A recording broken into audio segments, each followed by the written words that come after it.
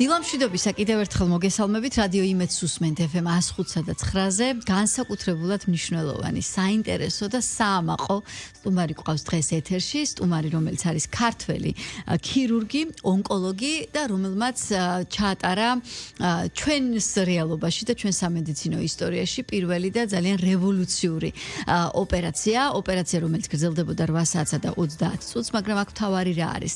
ეს იყო პირდაპირი ტელეხიდი და ტელერობოტის საშუალებით ჩატარებული ოპერაცია, როდესაც ქირურგი ფიზიკურად იმყოფებოდა ჩინეთში, ქალაქ უჰანში, ხოლო საოპერაციო ბლოკში მაგიდაზე პაციენტი იმყოფებოდა საქართველოში. და მთელი ამ საათის ხანგრძლივობის 8 საათზე 30 წუთის ხანგრძლივობის განმავლობაში განუწყვეტლად ინტერნეტის საშუალებით ტელერობოტის მეშვეობით ხდებოდა მართვა საოპერაციო პროცესისა და ჩატარდა სიმსივნის ოპერაცია, რომელიც რაც მთავარია და მთავარი ის უნდა ითქვას, რომ შედეგი აქვს დამაკმაყოფილებელი, შესანიშნავი, პაციენტი კარგად გრძნობს თავს და უკვე სახლშია გაწერილი რამდენადაც ვიცი, მე მგონი არ მეშლება. ამ ყველაფერზე სწორედ ამ ქირურგთან ერთად ვისაუბრებთ. 21 მაისს ჩატარდა ოპერაცია ჩინეთს საქართველოს შორის, ხოლო ის ახლა უკვე თბილისშია და ჩვენი სტუდიის რადიო იმედის სტუდიის სტუმარია ბატონი ემზარ ნადირაძე, ექიმი, ქირურგი, ონკოლოგი. მოგესალმებით. მოგესალმებით. და ძალიან დიდი მადლობა სტუმრობისთვის. მადლობა თქვენ. ვიცი თქვენი განრიგი, რეჟიმი, ისიც ვიცი რომ სამედიცინო სფეროს ცოტა გამოგტაცეთ, ასე ვთქვათ, 20 წუთით, მაგრამ ისიც მნიშვნელოვანია, რომ ჩვენს მსმენელებს და მაყურებლებს, ვინც სოციალური მედიის პლატფორმებზე ვიდეოს სახით გვიყურებს, გავუზიაროთ ამ გამოცდილების და ამ ინოვაციური ნაბიჯის შესახებ და კიდევ ერთხელ ვთქვათ თუ რა სიმაღლეზეა ქართული მედიცინა დღეს. მოგესალმებით. მოგესალმებით. მოგესალმებით მსმენელს. დიახ, როგორც აღნიშნეთ, ძალიან მნიშვნელოვანია, რომ ესეც რომ მსმენელმა და ასევე ჩვენმა ქართულმა საზოგადოებამ იცოდეს და ინფორმატიული იყოს მედიცინის განვითარების და სიახლეები მნიშვნელოვნად მივიტანოთ ასევე მოსახლეობამდე. ეს რობოტული ქირურგია, რომელიც ჩატარდა ეს კონტინენტთა შორის, ეს იყო ერთ-ერთი მნიშვნელოვანი წინგადადგმული ნაბიჯი ქართულ მედიცინაში. სწორედ ეს იყო მიზანი, რომ ქართული მედიცინის ეს არ იყო უბრალოდ რაღაცა მოდური გადაცება და უბრალოდ ჩვეულებრივი რეკლამა, ეს არის მომავლის ქირურგია, რომელთაც ხვალ ეს აქტიურად იქნება განვითარებული და დაიწყება ქვეყნებს შორის და სხვადასხვა ქირურგებს შორის ეს ტელერობოტული ქირურგიის განვითარება, რაც მნიშვნელოვნად აწევს ასევე ქირურგიის დონეს. ეს ამიერკავკასიაში ჩვენ გადავდგით ეს პირველი ნაბიჯი და დავიწყეთ ეს ტელერობოტული ქირურგიის ანუ არა მხოლოდ საქართველოში, ამიერკავკასიაში არის ეს პირველი გადადგმული ნაბიჯი. დიახ, ეს ამიერკავკასიაში პირველი გადაედგა, მაგრამ ეს სხვა ქვეყნებში, მაგალითად ჩინეთში, ანუ ჩინეთიდან გერმანიაში, გერმანიიდან სხვა ქვეყნებში, ანუ რამოდენიმე ქვეყანა არის, სადაც ქირურგები უკვე ჩვეულებრივად მუშაობენ, აი მაგალითად სინგაპურიდან კანავის კუნძულებზე მე ვიცი რამოდენიმე ქირურგი, რომელიც მუშაობს სინგაპურში თავის საოპერაციოში არის, თავის კლინიკაში და კანავის კუნძულებზე ჩვეულებრივად აქვს 2-3 დღე საოპერაციო დღე, რომელიც აკეთებს ტელერობოტით ოპერაციას. ცოტა დეტალურად რომ აგვიხსნათ, რა ხდება, რომ წარმოვიდგინოთ ჩვენ, ვინც ვერ ვერკვევით სამედიცინო სფეროში. აი, ახსნე, ეს თქვენ ხართ კაბინეტში ჩინეთში. დიახ. სადაც გაქვს ქირურგიული კონსოლი. ანუ აი მარტივად რომ ავხსნათ, ანუ ეს რობოტი შედგება ქირურგიული კონსოლისგან და პაციენტის კონსოლისგან. ანუ ერთი ქირურგიული კონსოლი, რომელიც ეხლაც აი დღესაც აი თქვათ ეს დგას საოპერაციოში, ანუ ეხ ამ ეტაპზე ეს ერთ საოპერაციო ოთახში დგას სადაც ხის ქირურგი, რომელსაც ამ რობოტს მართავს თითებზე დამაგებული ჯოისტიკებით და ესე ჩემთვის და მეორე არის რომელიც მეორე კონსოლი, რომელიც უშუალოდ პაციენტ თან არის და პაციენტთან ეს მუცელში შესული არის, ანუ მუცლის ღრუში ესეთ შემთხვევაში, ანუ თქვა ეგ მარტო მუცლის ღრუზე არ კეთდება რობოტული ოპერაციები, ეს კეთდება როგორც გულმკერდზე, ასევე თავკისერში, უროლოგიური ოპერაცია, გინეკოლოგიური და ესე შემდეგ.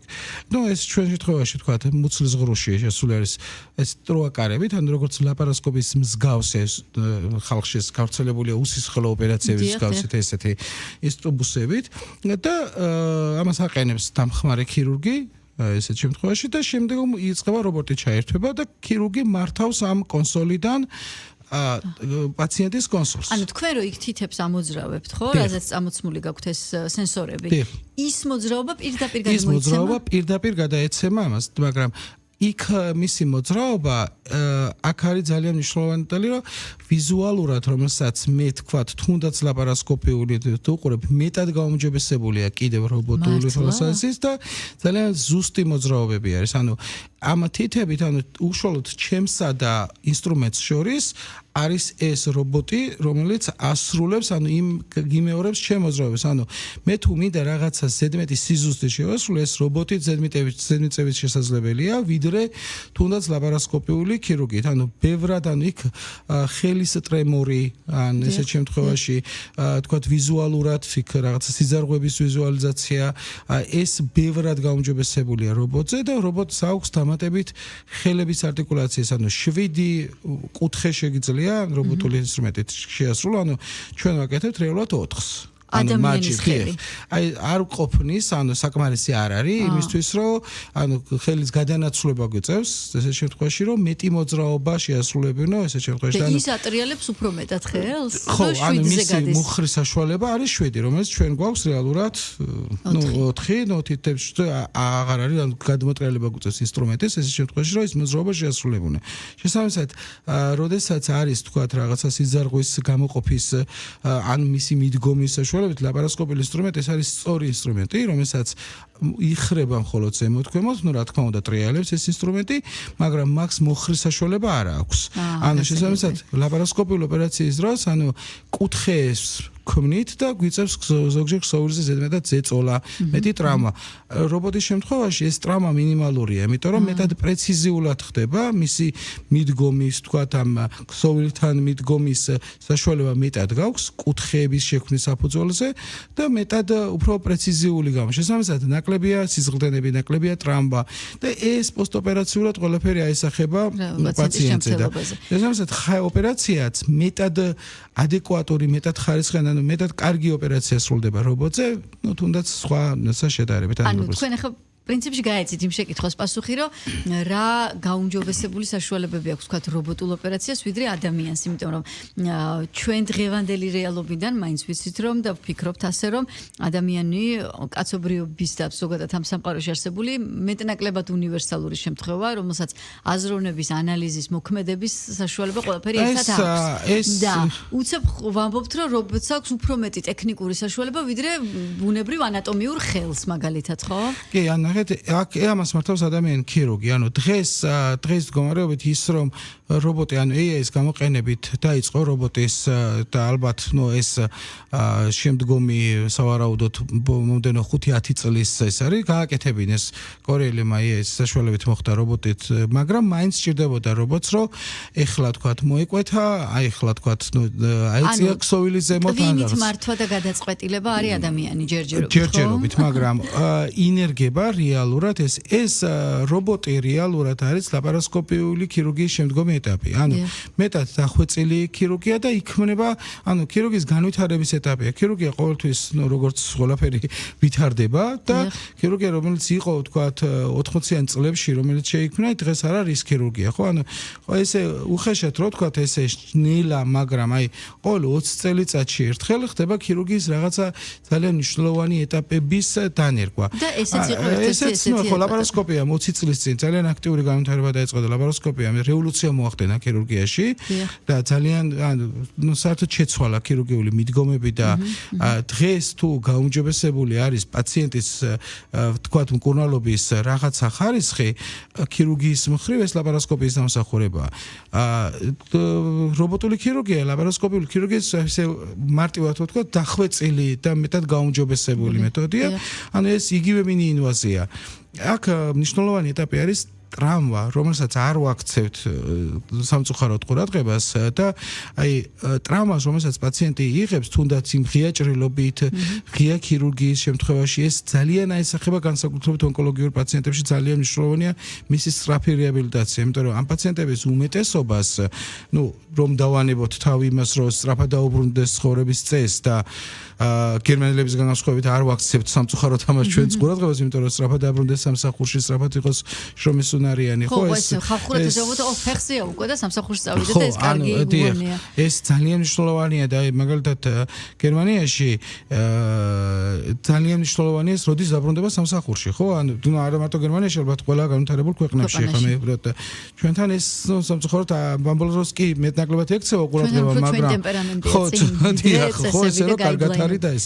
ამიტომ ის ტრამვა ამ უმეტესად ეს პაციენტებს ჭირდება კუნალობის გაგრძელება, ან ეს ძალიან მნიშვნელოვანია რომ სწრაფად რეაბილიტირდეს ეს პაციენტი, რომ შემდგომ ოპერაციის შემდგომ დროულად შეძლოს კუნალობის გაგრძელება. და აი ეს ტექნიკა ტრამვას მინიმუმამდე წევს. მინიმუმამდე წევს. დიახ, აქ სიზლდენების რისკი ნაკლებია, ანუ თუნდაც ინტრაოპერაციულად, პოსტოპერაციულად, იმიტომ რომ მეტი ვიზუალური კონტროლი გაქვს, თუნდაც ლაპარასკოპიული ქირურგიასთან შედარებით პაციენტებს პრაქტიკულად თქევილი არ აქვს, გამომდინარე იქიდან, რომ ის ტუბუსები, რომელიც არის მუცლის-ზღურში განლაგებული, ჩვენ როდესაც ხელით ვეხებით ამ ინსტრუმენტებით, ანუ ამოძრავებით, ის მიკროტრამვებით, ანუ თუნდაც ეს ტრამვებით, რომელსაც ვამოძრავებთ ინსტრუმენტებს, პაციენტს როდესაც ანესთეზიის ქვეშ არის და ძინავს, ამას რა თქმა უნდა ჩვენ ვერ გრძნობთ, ძალიან დიდ ტრამვას ვაყენებთ იმ მუცლის წინა კედელს.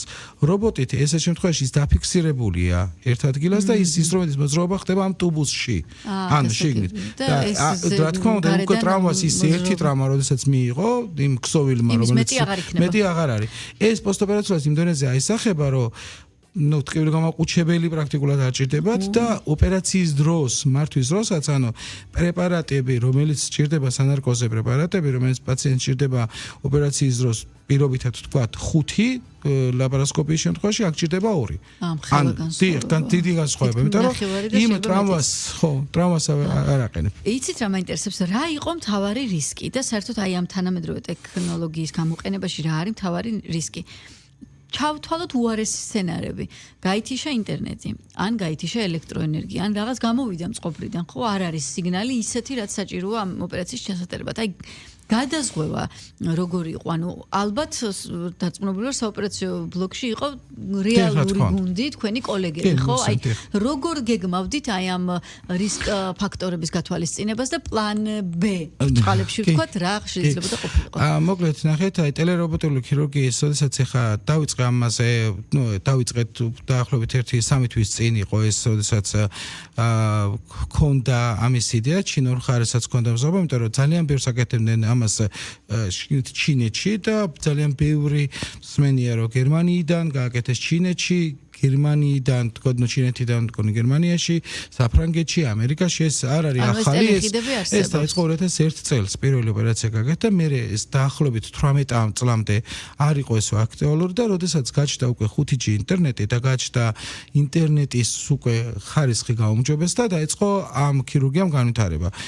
ეს ჩვენთვის არის, რომ თქვათ, ეხლა დავიწყეთ და თქვათ, მაგრამ ეს განვითარებული ქვეყნებისთვის ეს ჩვეულებრივი, როგორც ჩვეულებრივი ყოველდღიურობა არ არის, მაგრამ ეს არის რომ თქვათ პირველად ჩატარდა გერმანიაში ან ამერიკაში ან საფრანგეთში რა. მაგრამ ჩვენ შემთხვევაში ტრანსკონტინენტური როგორც ვამბობთ, არის ყველაზე ხანგრძლივი და ესეთი რთული ოპერაციის, მაგრამ ამ ეს განვითარებას ჭირდება, ანუ როდესაც სირთულეები რაც არის, ესეთ შემთხვევაში და რაც თითქმის მოწოდებულია, რომ აი Google-ში რო შევწეროთ რა სირთულეებია შემთხვევაში ხდება, ეს არის რომ აუცილებელი არის რომ ესეთ საოპერაციო ბლოკში, სადაც პაციენტი არის, ესეთ შემთხვევაში იყოს ქირურგი, რომელიც დრო რაღაცა იყოს, რომ პაციენტი იყოს დაზღვეული.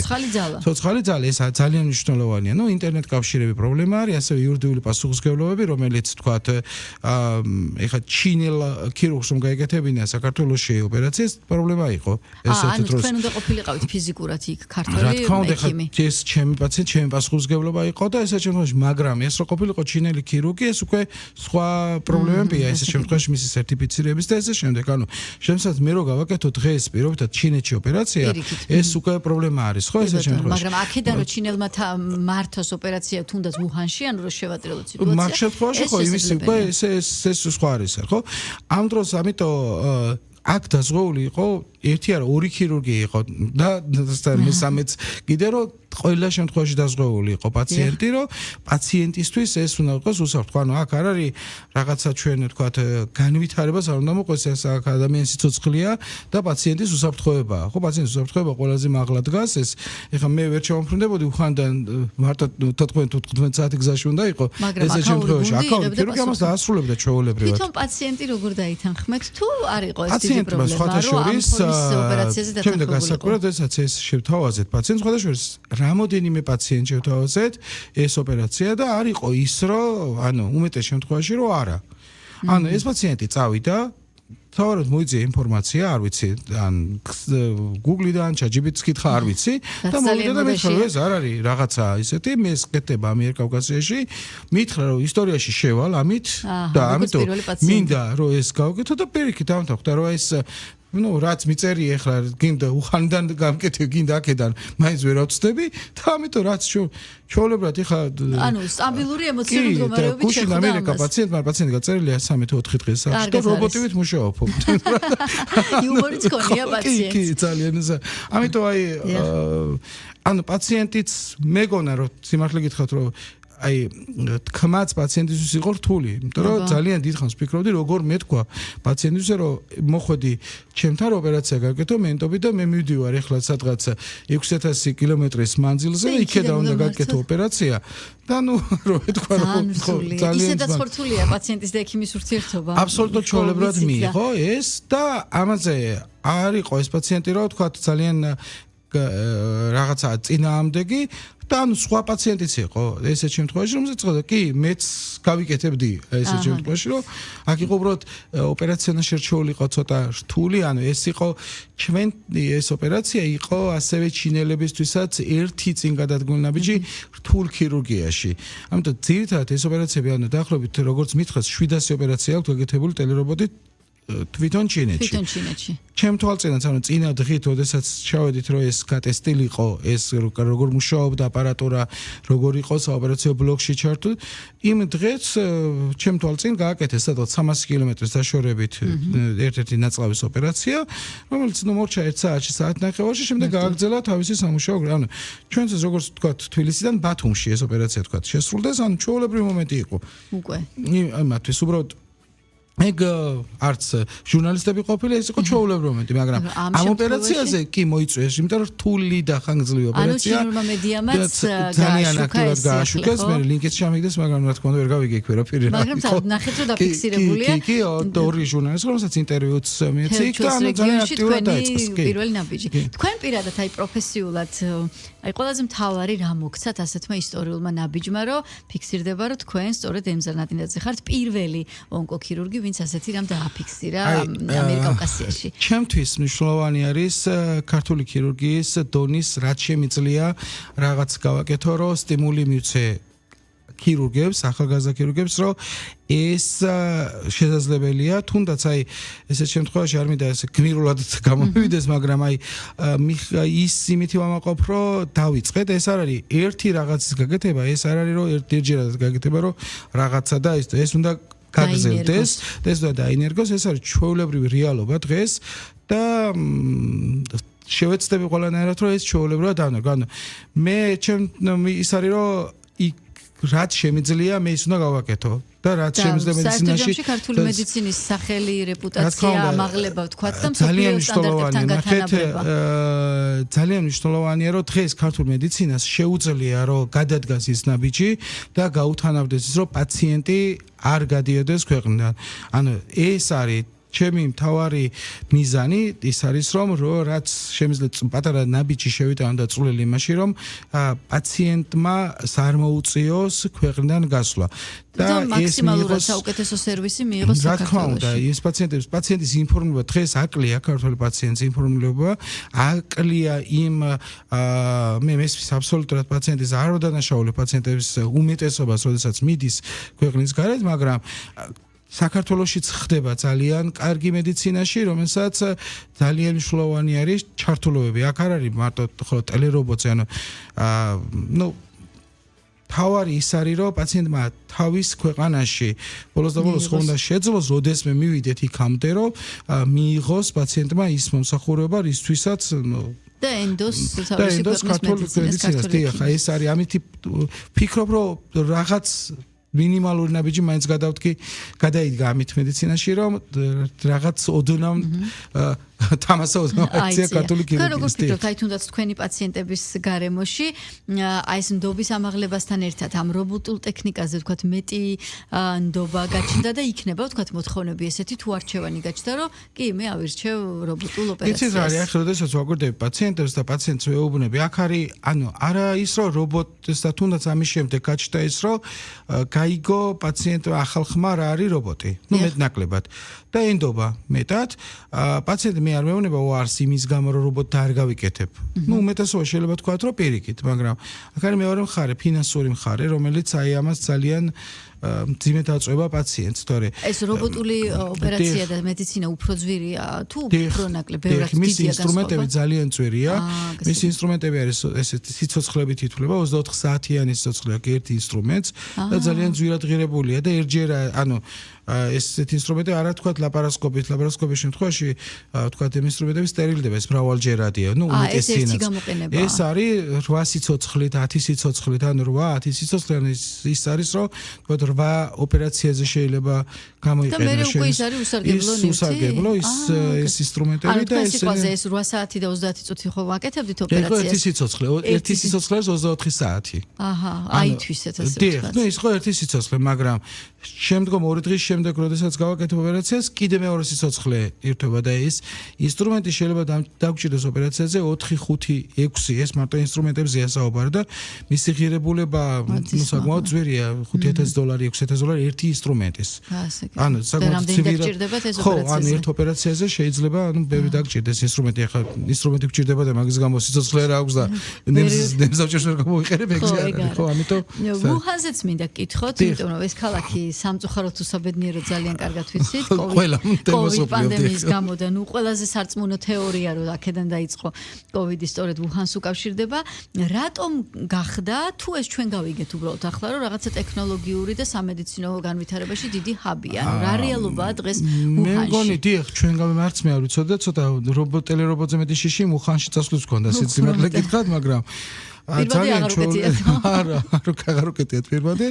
ძალიან ეს მომეწონა ეს ქალაქი, ძალიან ესე დიდი და კარგი ქალაქი არის და დონეც ეხა ვიყავი სამ ქალაქში ვარ, ესე ვთქვათ, ჩინეთში ნაყოფი და იმ კლინიკებთან შედარებით, სადაც ვიყავი, უხანში შეიძლება ვთქვათ, რომ ერთ-ერთი კარგი დონიანი ქირურგიული თვალსაზრისით და ეს ჩვენ რაც ვნახე უხანში და ეს ქალაქი, ნუ არ ვიცი, ამათ დაყოფილი აქვს ჩინელებს ეს რაღაც ტექნოლოგიური ჰაბებად ეს ქალაქები და ნუ უხანში უბრალოდ აქ იყო ან იტალიიდან შესრულებული იყო ეს ოპერაცია, ან ჩინეთიდან და ჩინეთიდან უბრალოდ ამათ ეს ინტერნეტ კავშირები და ეს მოწყობილობა, ეს ჩვეულებრივ კლინიკაში იდგა ეს აპარატი, ეს ქირურგიული კონსოლი, საიდანაც იქედან იმართებოდა ესეთ დროს ეს, მაგრამ ნუ ესე დაემთხვა, რომ ჩინეთიდან უფრო მარტივი იქნებოდა და თვითონ ეს ჩინელებმა ხო ერგებოდა,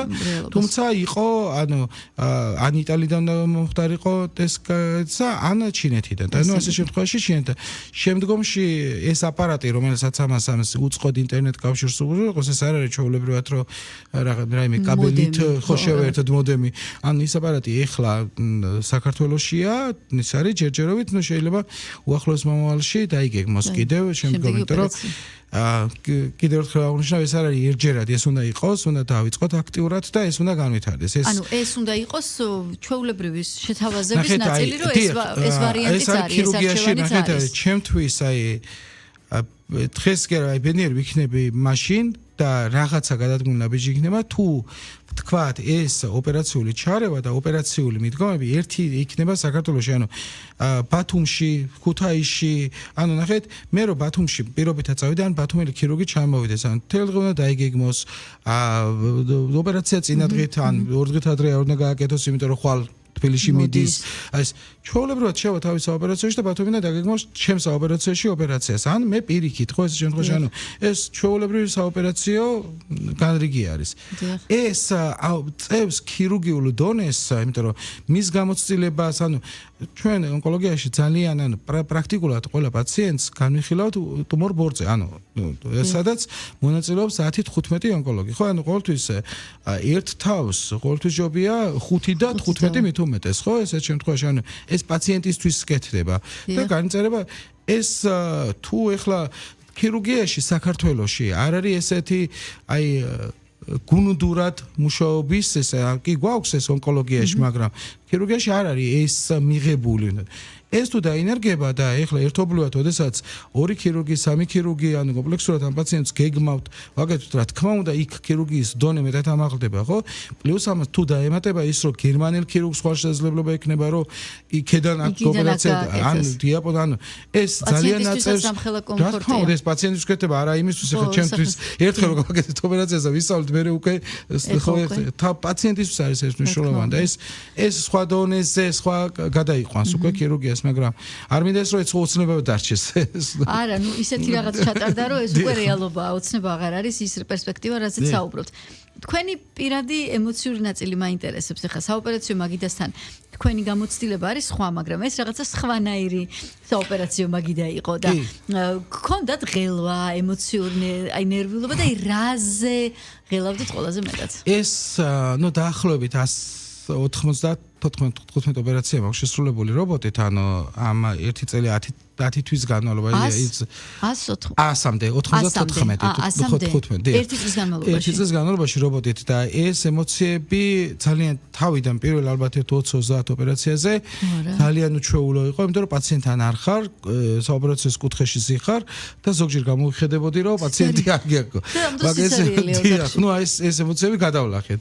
აქ თავარი ის იყო რომ პრობლემა რომ რაღაცა პრობლემა იყოს რომ სათხარ და ძალიან შორს ხარ და ამას შენ ვერ გააკეთებ და ეს ემოცია მაინც იყო თორე თვითონ ოპერაციული მსვლელობის დროს ეხლა ჩემთვის სიმართლე მნიშვნელობა არ ქონდა ესეთ დროს რომ თქვა იქ ვიყავი თუ ოპერაციას საიდან ვაკეთებდი მაგრამ ეს რა თქმა უნდა ემოციური დატვირთვა ქონდა რომ ამ ძალიან დიდი მანძილი პაციენტთან ახლოს არ ახარ რომ რა იმ პრობლემა იყოს მაგრამ ნუ ქირურგებით ისეთ ქონდათ ეს ყველაფერი დაზღვეული თვალსაზრისით რომ რა უნდა გავაკეთებინა და რა უნდა მოხდარიყო ისეთი რომ პაციენტს ამით საფრთხე დადგომოდა ეს პრობლემა ეს მამშვიდებდა მაგრამ მაინც ახლა თან უყურებდა ამას დაახლოებით ლაივში 10,000 ადამიანი და ეს მაინც ვინ იყვნენ მაყურებლები ძირითადად ჩინელები ევროპელები ანუ ეს ლინკი და დიახ კოლეგები რა თქმა უნდა და ეს გავიგონე ანუ როდესაც თქვენს რომ უყურებს 8,000 უყურებს 7,000 და ცოტა ეს ემოციური ფონი იყო რა თქმა უნდა რა ეს მომენტი იყო რომ მე დადაძაბული რომ იმიტომ რომ ეხლა ყველა საქმეში ალბათ ესე არის ხო ქირურგიაში როგორ აკეთებ ოპერაციას რა ეტაპები მიმდინარეობს ამას ძალიან დიდი მნიშვნელობა აქვს ანუ პროფესიონალური თვალსაზრისით ეხლა შეიძლება ჩვეულებრივი ადამიანისთვის ოპერაცია იყოს მაგრამ ძალიან მნიშვნელოვანია საერთაშორისო დონეზე როდესაც შენ აკეთებ ოპერაციას რა ეტაპებით და როგორი სიზუსტე და როგორი ხარისხით აკეთებ ხო თქვენ წარადგინეთ თქვენი თავი წარადგინეთ ქართული მედიცინა და წარადგინეთ ის რეალობა სადაც ვართ ანუ ხო სახელი იყო საქართველოს და ამას უყურებდა პროფესიონალების უდიდესი ეხლა ეს ჩვენ თუ ის საქართველოში ეს რო თქვა ეს ოპერაციები სტანდარტულად ვაკეთებთ ეს არის რო თქვა ან პირველი ან სტანდარტულად ვაკეთებთ მაგრამ ეს იყო კიდევ ერთხელ ვამბობ რომ ქართული და აი ამ ჩვენ რეგიონში რომ ეს ჩვენ შევძელით პირველ ძალიან არ მიყვარს ის რომ პირველი მე გავაკეთე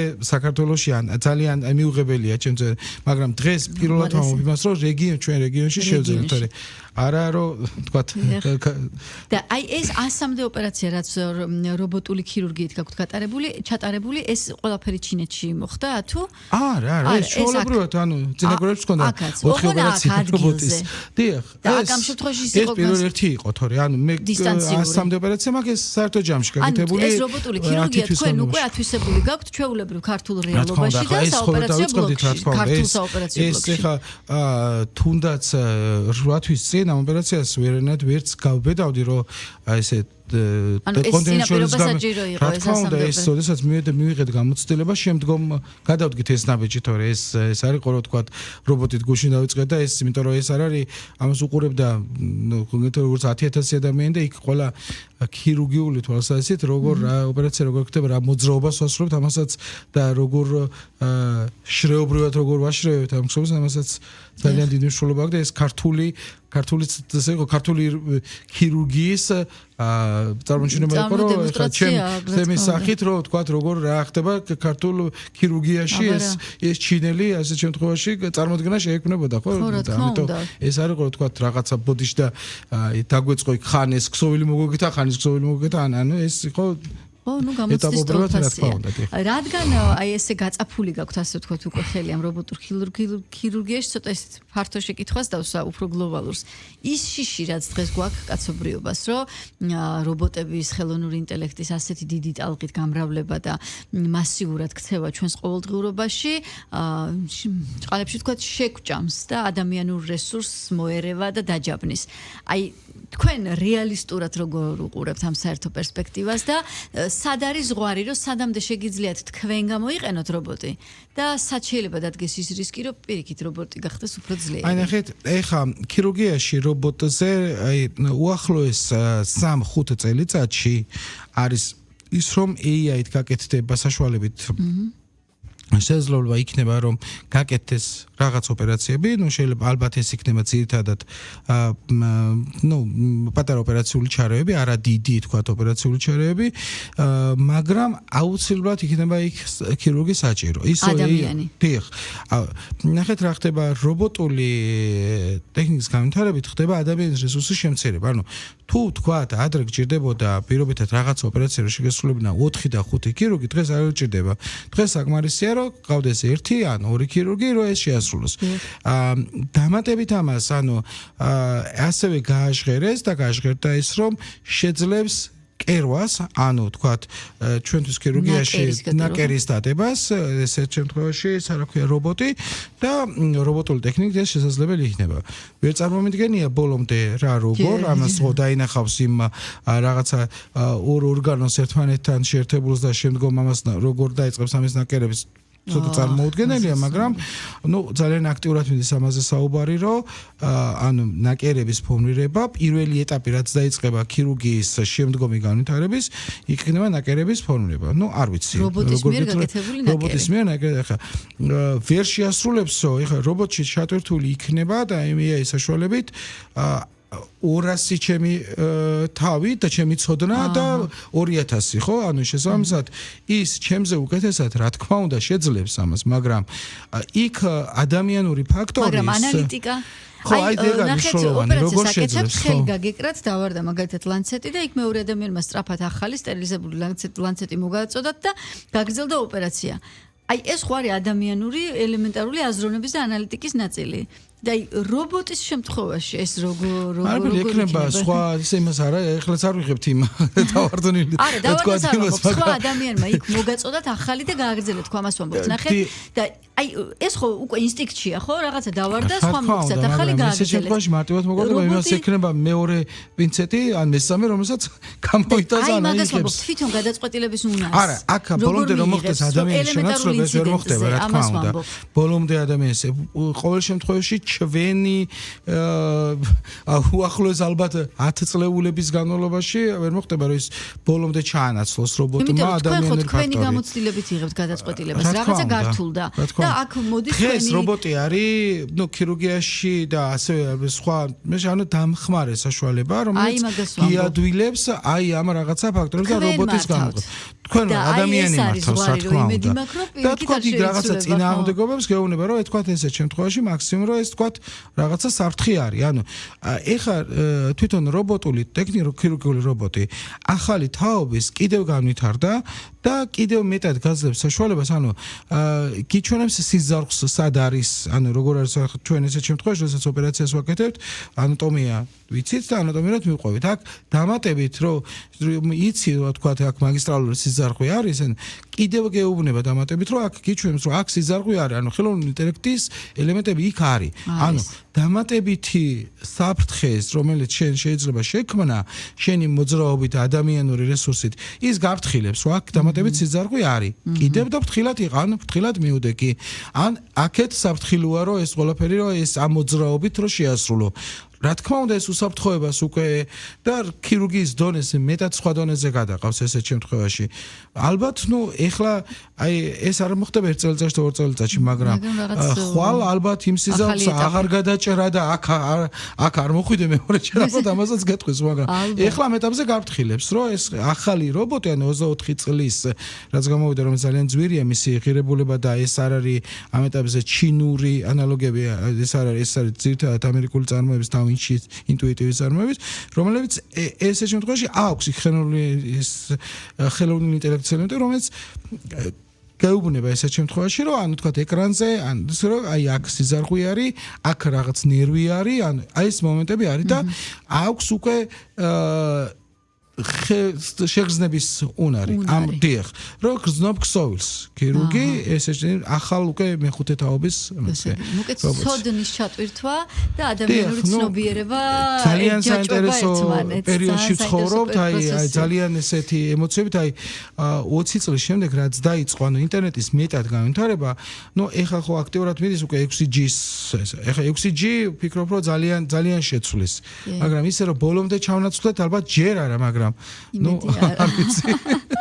იმედია რომ არა და იმედია რომ თქვენაირი პროფესიონალები იქნება ბევრი საქართველოში და ქართული მედიცინა იქნება მოწოდების სიმაღლეზე. გილოცავთ ამ წარმატებული ოპერაციის ჩატარებას, ტრანსკონტინენტური ოპერაცია ჩინეთსა და საქართველოს შორის.